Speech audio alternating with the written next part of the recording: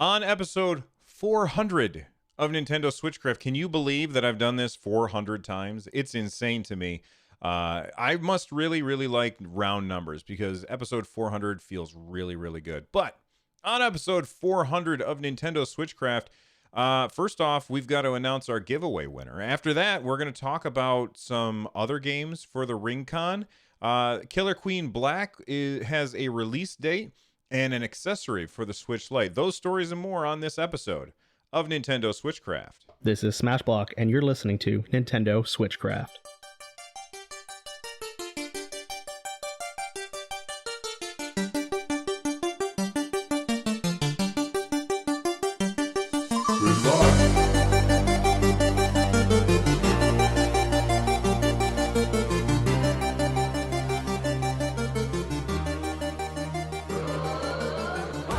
Hey everyone, welcome back to episode 400 of Nintendo Switchcraft. It is brought to you live every Monday, Wednesday, Friday, and Saturday. You can tune in live over at twitch.tv/runjumpstomp.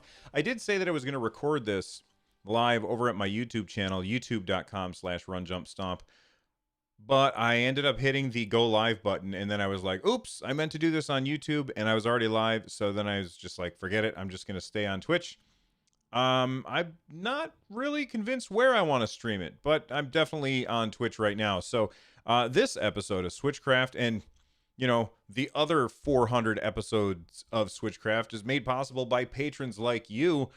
Get Switchcraft and my other content ad-free for as little as $1 by joining the Patreon over at patreon.com/runjumpstomp. You can leave a voicemail for the show like you heard at the top. By heading on over to runjumpstomp.com/voicemail from any device, and I may even play it on the show. Real quick before we get started, I want to announce this week's giveaway winner.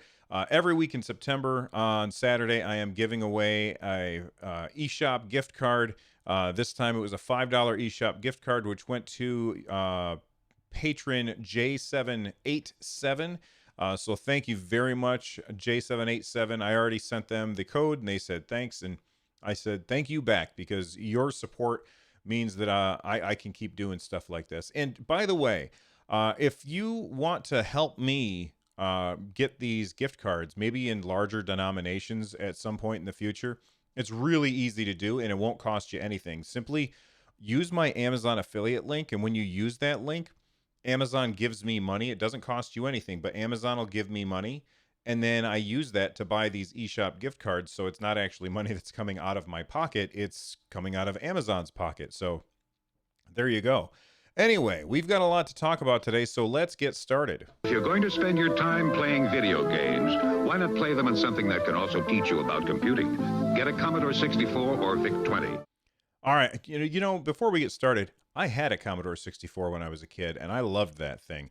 And for my birthday last year, my wife got, was it my birthday or something else? I can't remember when my wife got it for me, but she bought me the Commodore 64, like little mini retro console, which is pretty cool. Anyway, let's talk Nintendo.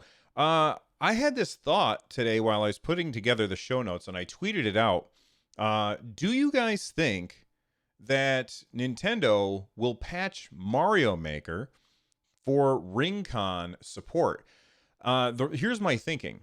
Mario Maker, obviously not for building games, but for playing games, the Ring-Con would be pretty perfect if you said that it was only usable by doing the 8-bit games, so Super Mario 1 or Super Mario Brothers 3. Not the other ones, because those have like wall jumps and things like that. But wouldn't it be neat if you could make a game, or if somebody could make a game that only goes one direction? Or, you know what? You could go either direction, because you could tilt the ring back and forth to control which direction you're going, and then run in place to get Mario to jump, and then fling the ring down in order to jump, or squeeze the ring in order to throw a fireball. And I think it would be really neat if they could make specific levels that are Ring-Con compatible. So I tweeted this out this morning. It's only been, it's been about an hour, and we've already got like 19 votes, and most people, 84%, said no. No, they don't think that Nintendo will patch Mario Maker to support the Ring-Con.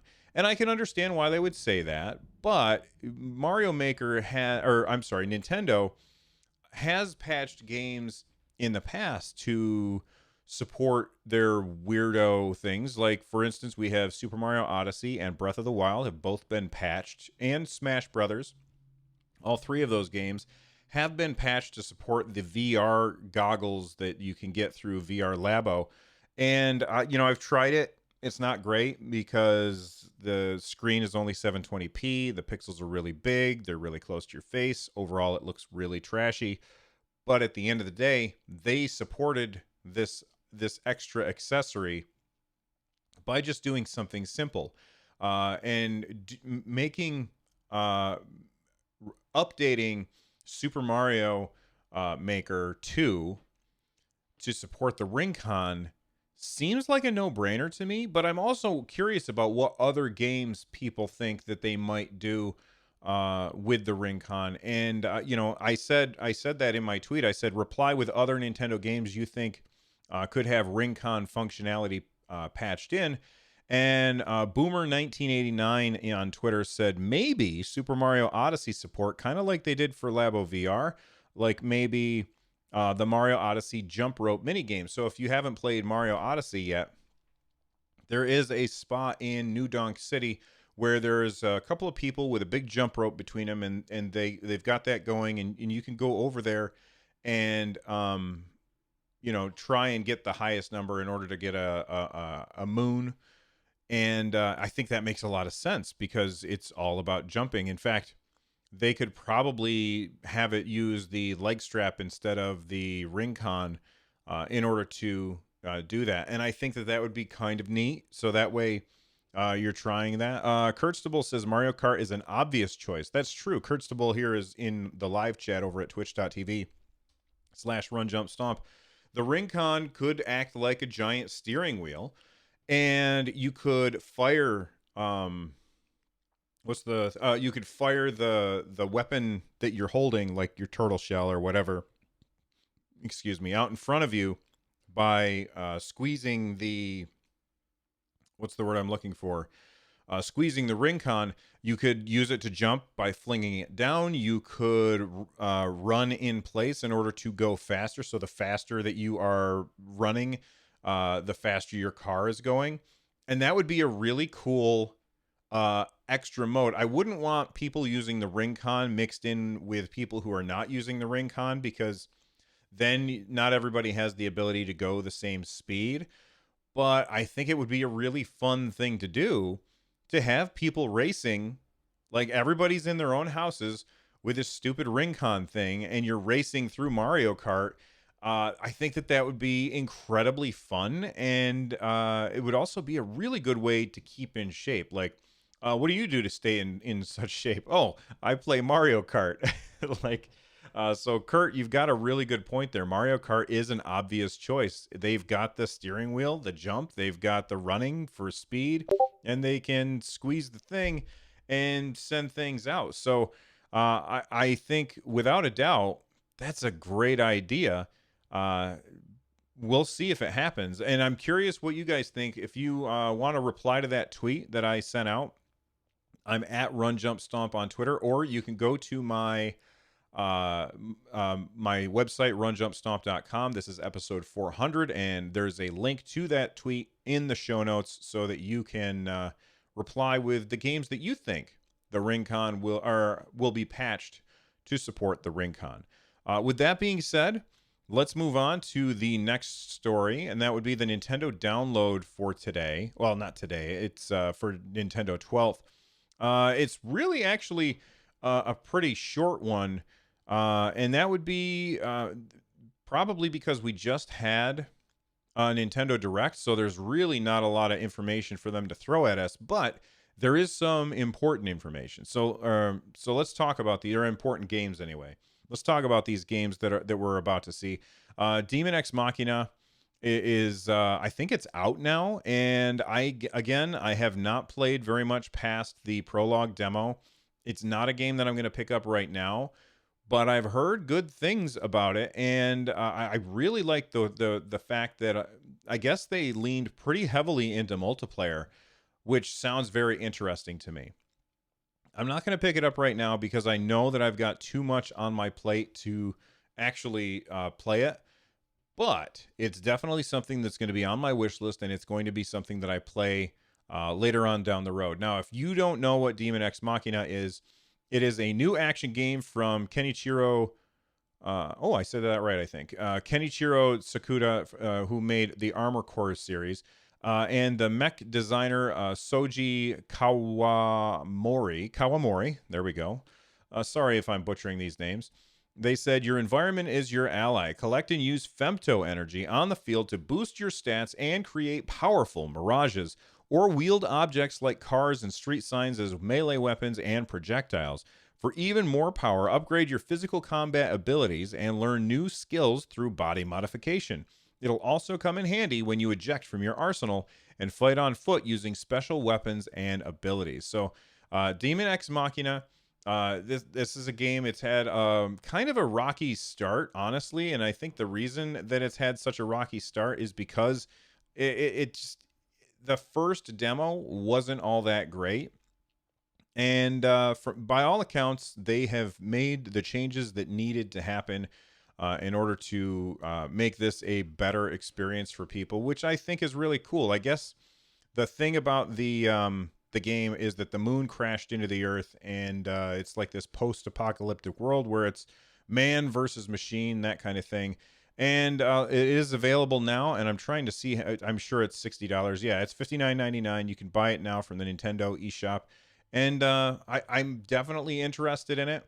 I'm gonna watch I probably will watch some Twitch streams of it and see what's going on in that game. But Demon Ex Machina is now out, and you know what? I wouldn't be surprised if Nintendo knocked it out of the park again, because that's just how they do. Castle Crashers Remastered. They said hack, slash, and smash your way to victory in this remastered edition of the popular 2D arcade adventure game from the Behemoth. Up to 4 friends can play locally or online and save your princess, defend your kingdom, and crash some castles. That game is coming out September 17th, so that's only 3 days away. And I know that there's a lot of people who are excited for this. I am one of them. I had this game on the Xbox 360. I really didn't play it all that much, but I always heard really good things. At the time, I didn't want to play it in front of my son because he was really young, and there's a lot of blood in the game. So, and I know it's very cartoony and very mild as far as violence, but it does have a lot of blood in the game, so I didn't want to play it in front of him, so I just never got around to playing it very much. But it looks like so much fun, and I want to play it, and I'm definitely going to be picking this up. Will I be picking it up on the 17th? I don't know. We've got Zelda coming out 3 days later, and this is a very much multiplayer experience, and I'm going to be focusing on playing Zelda, which means I won't have time to play this right away. And then I have this, when I had Per Schneider from IGN on the show, he used this term FOMO, which it was funny because my daughter had to explain it to me the day before, because I had never heard that phrase before, but it's fear of missing out.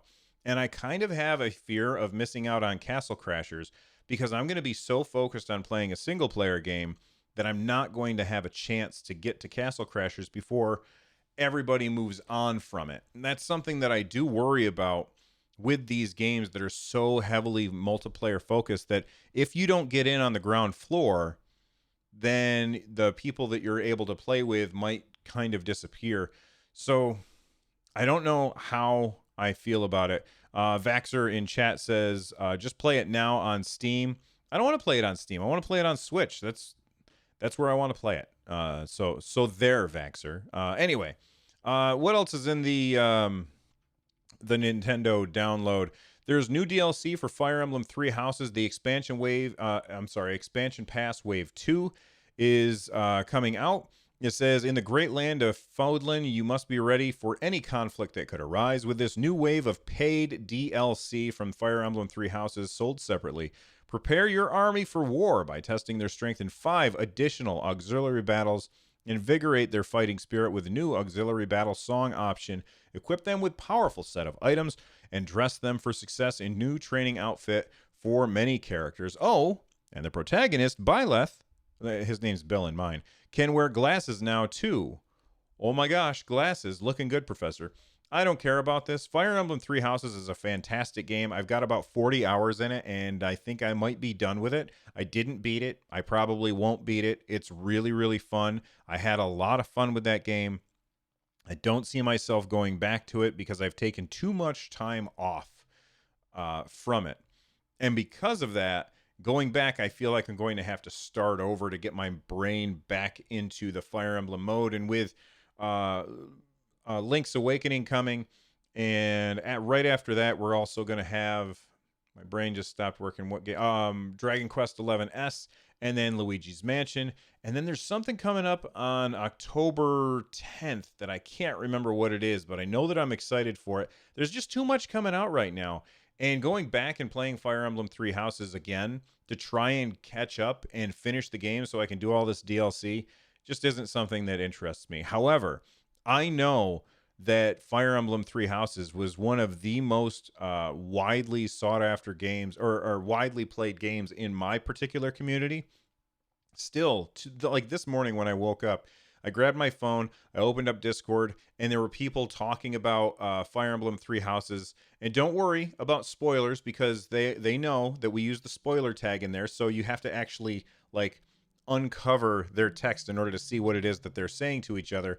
But like there was this long conversation about Fire Emblem Three Houses and how far people are from the end and stuff like that. It's an extremely popular game, and I fully expect that this expansion wave 2 is going to be just as awesome as everything else that we've seen from that game so far. Anyway, Fire Emblem Three Houses expansion wave 2. There you go. Let's see anything else that is jumping out at me. I'm reading through and I'm not seeing anything that is really exciting. Maybe I think, a lot of people will be excited for Lego Jurassic World, which comes out in 3 days on the 17th. For myself, I don't really care for the Lego games, but I know that they are popular. Again, this is a pretty light Nintendo download, and the reason for that is because it's just so close to a Nintendo Direct. So what can they talk about? I'll tell you what they should have talked about. Nintendo tweeted this out. Let's see. When did they tweet it out? September 13th. So yesterday. They tweeted this out on the 13th. And that is that Killer Queen Black is finally on its way.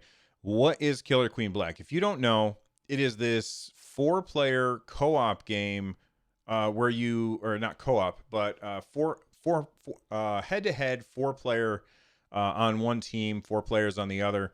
And there's a bunch of different ways that you can win when playing Killer Queen Black. You can try and it's all very sprite based. You can try and collect the most dots. I don't know what they're called.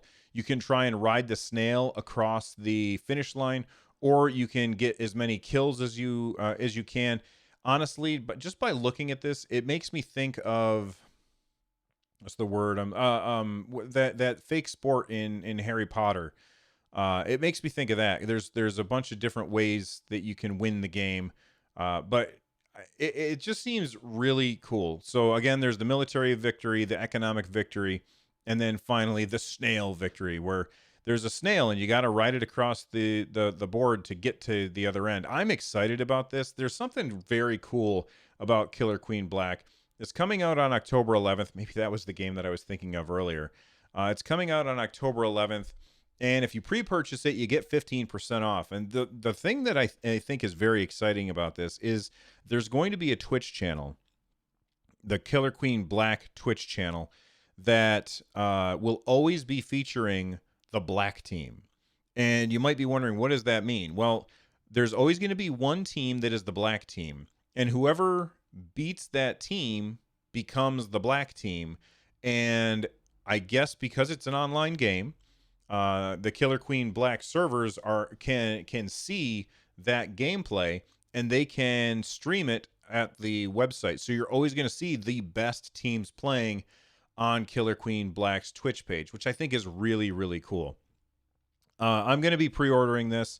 It comes out on October 11th. You save 15% if you get it before October 11th.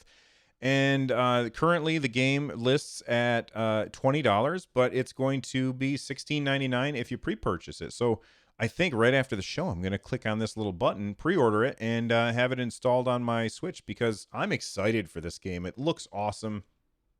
And I can't wait to play it with community members right in the Discord. So if you haven't joined our Discord, you absolutely should. runjumpstomp.com/Discord and get in there and talk to people. All right, let's take a quick break. We're going to hear from a sponsor. When we return, we're going to talk about a Nintendo Switch Lite accessory that looks really, really awesome. Stick around, everybody. Color? Introducing Game Gear from Sega. The full-color portable video game system that separates the men from the boys. Game Gear from Sega. All right, we are back, and thank you very much for our sponsors for helping us out and helping us make the show. They are awesome. But what is this accessory that I keep talking about? Well, it's from Skull and Company, which I think, like, they make headphones and stuff. I think I bought a set of these headphones, Skull and Company headphones, for my brother-in-law for Christmas at some point. I'm not sure, but I think I did. And they are making a case for the Nintendo Switch Lite, and it looks really, really good. It also looks really comfortable. I saw this on Instagram this morning, and I was like, oh, that's actually pretty rad. So basically, they're showing it. It has, it's a case for the Switch Lite, but it has handles kind of like a Pro controller would have. In this case, I'm holding up an Xbox controller because it's what I happen to have on my desk at the time. But it's got like these handles that make it a little bit grippier. And then it also has like a protective case around like a clear protective case around the outside, which will keep your Switch Lite from getting banged up and bruised. I think it looks fantastic. The one thing that I notice in the picture is that I don't see a kickstand on it, which seems to me to be a no-brainer because the Nintendo Switch Lite doesn't have a kickstand. So you would think, and that's one of the comments that's on the Instagram page, is please add a kickstand, because there's only one way to get a kickstand, and that's by having a case for your Switch Lite, because otherwise it doesn't have a kickstand. And as a system that doesn't have one built in, it can still pair with other controllers, but why would you if you don't have a kickstand or a way to hold it up in front of you in tabletop mode?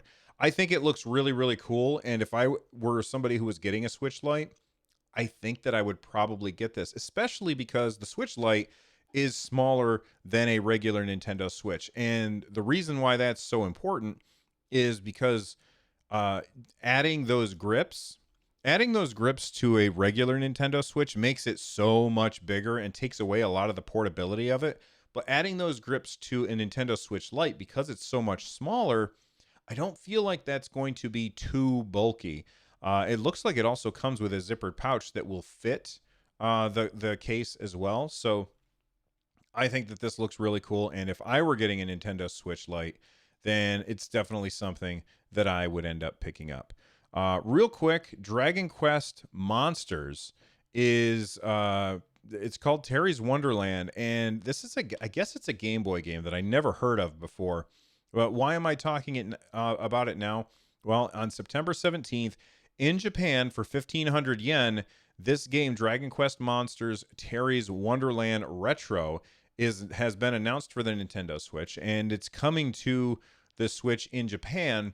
And I guess it's an old Game Boy game that you're just going to be able to play on your Switch. Now, I don't know anything about this game, but the thing that I noticed about the screenshots, which was very interesting, is you have to remember the Switch is widescreen.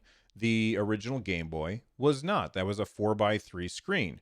And that means that, and it was pretty low resolution. So what they've done is they have a border around the outside with the original 4x3 screen in the middle, and then they added extra stuff on the sides, like a map or other information. It's all in Japanese, so I can't tell you what it says, but they've got other information on the sides. And when I saw that, I was like, oh man, what other Game Boy games would I love to see on the Nintendo Switch with this functionality built in, where you've got like extra information or extra things off on the side to take all of that UI nonsense away from the middle of the screen, which covers up everything. I think that that's awesome. And I really hope that we see more of this. And it made me think, we've been talking about, we had the NES Online. Now we have the Super Nintendo Online games. And I know that there's everybody out there who's saying, look, the next thing that we're going to get is N64 online games, because that's the natural progression. You go NES, Super Nintendo, N64. That was the order of release. But lest we forget about the Game Boy and its massive, massive library. The Game Boy had a very long lifespan through the Game Boy, and then the Game Boy Color, and then the Game Boy Advanced. And they're all portable systems. They're all portable games, and I would love to see these on the Nintendo Switch. And this would not be unprecedented either. We have Pokemon Yellow on the Nintendo DS or 3DS. Like, we were able to play that game. We bought it through the eShop. I think it was $10.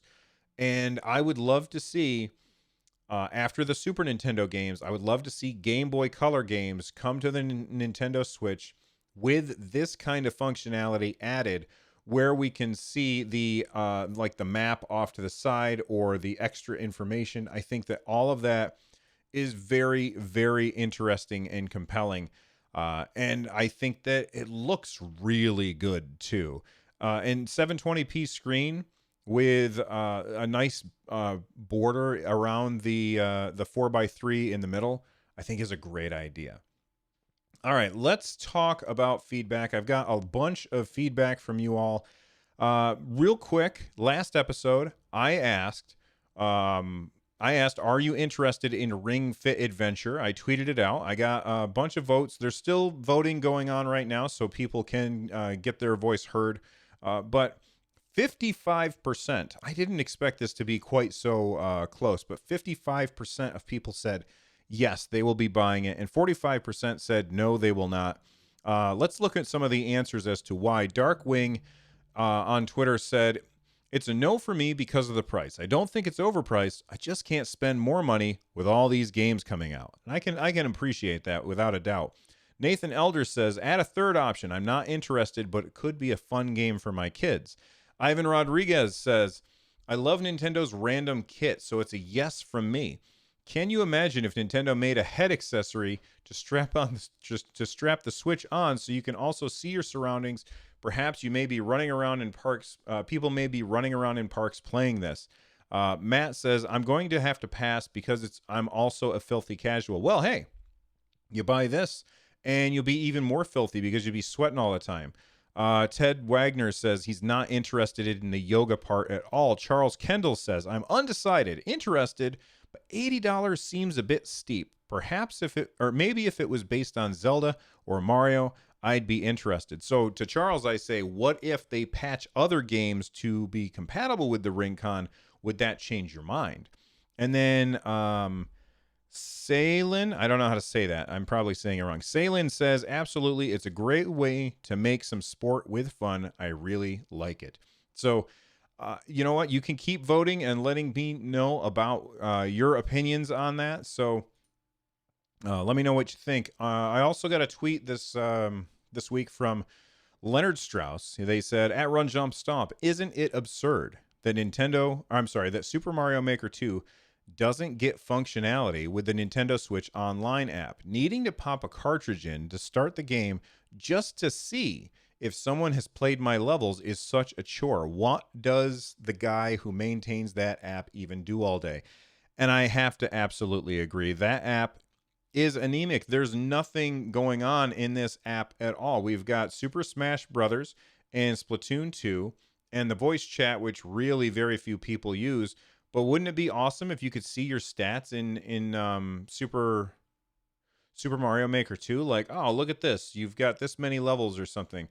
I should be able to go on to this app, tap on Super Mario Maker 2, browse some levels, hit install, and then next time I pick up my Switch, have all of those already installed, ready for me to play just by browsing through. I should be able to see my stats in like every first party Nintendo game automatically, with like all that stuff should be in here. I should be able to go in and see my win-loss ratio in ARMS. I should be able to see things like my playtime in Zelda Breath of the Wild, how many arrows I've shot. All of that stuff is easily trackable in video games, and there's no reason that information can't be surfaced. And you know who really likes stats? Nerds. Video game nerds love this stuff, and if you just give it to us, Nintendo, we'll probably thank you. Carl Lazuski says, at Run Jump Stomp, did you know if you choose to play a game while waiting for someone to join you online on Super Nintendo online app, you cannot use the rewind feature? Carl, I did not know that, but that also does not surprise me even a little. Like, if you think about it, the Nintendo, you're playing online, right? So if you have to rewind, that means that the other person has to rewind too. So it's much easier for them to say, if you're going online, it's just not going to work. I think it makes it easier for Nintendo in general. And I also would not want to be playing a game with somebody and then just have them rewind something. That would be frustrating. Because it's the same as when you're in the middle of beating somebody up and they hit the pause button. And you're like, what are you doing? And they're like, I want to drink a water or something. Come on, man. You ruined my flow. Don't be rewinding. Be kind. Don't rewind. And then finally, Fernanda M. Freitas says, Bill, post pictures of your game console collections. You know what? You're right. I have all of this cool stuff behind me. I never post pictures of it. So I'm going to try. I'm very bad about this stuff. I'm going to try to post pictures both on my Twitter account and on my Instagram account. That's run_jump_stomp on Instagram.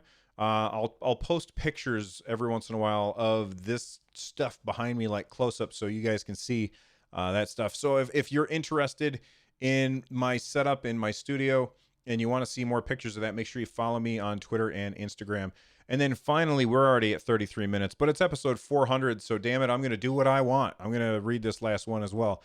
I got an email from Fuzog. They said, first time I played on Super NES Online was Super Mario World, as Yoshi's Island is one of my favorite games of all time. But I never played the first game. I was wondering if you had ever played Metal Warriors on Super Nintendo. I would love to see it on Super Nintendo Online. It feels like a platforming version of the Neo Geo game Armored Warriors. It would work very well for multiplayer as well. It has really neat mechanic where the pilot can jump out of the mech and commandeer other unmanned mechs on the stages. That sounds cool. Finally, and so first off, I'm going to answer that question. No, I've never played Metal Warriors, but now you've piqued my curiosity, and I'm going to have to check that out, especially if it comes to Super Nintendo Online.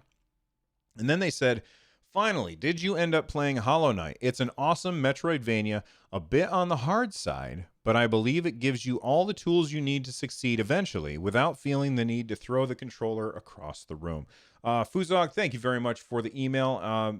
No, I did not play Hollow Knight. I know it's supposed to be a fantastic game. It looks really hard, and I am a filthy casual, as I've said many times.